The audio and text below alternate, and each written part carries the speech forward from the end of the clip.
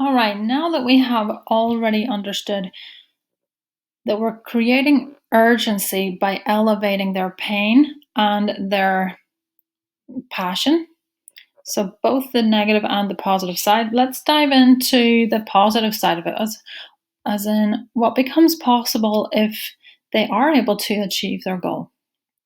All right, so what would happen? And you might actually use a transition in here. So you might say, okay, now that we have looked at what would happen if you don't achieve your goals, let's shift gears a little bit and look at what becomes possible if you do. So what would happen if you were able to lose the 40 pounds and keep it off? I want you to really think about that for a second, because I know what can happen, and that is that you can start losing weight next week.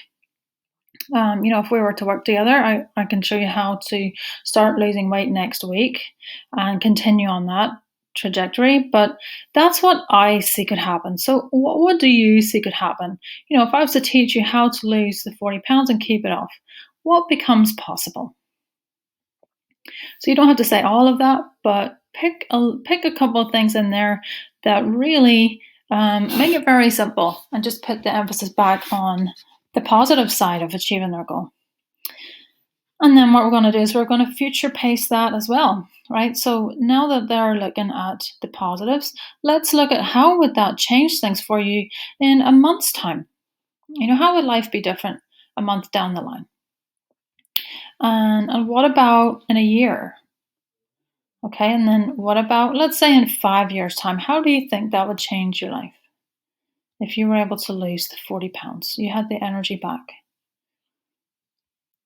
If they mention something financial, and especially if you guys have discussed a financial a consequence, then you can actually use that here as well. So on the negative side, you've got a financial consequence.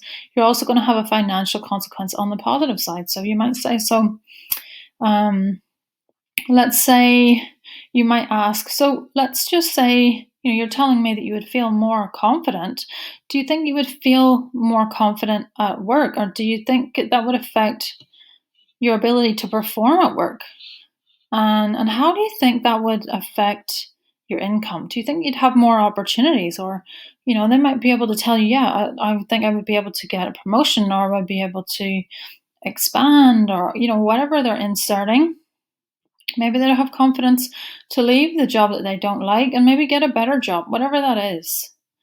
So just reflect that back to them. So what you're saying is, not having this is costing you X amount, if that's appropriate. If it's not appropriate, then absolutely leave it out. And you don't need to try to cover everything, but this is just on the basis of finding the rabbit trail to go down. Don't try to go down them all, but you do want to go down the specific tracks that are most effective, most strategic.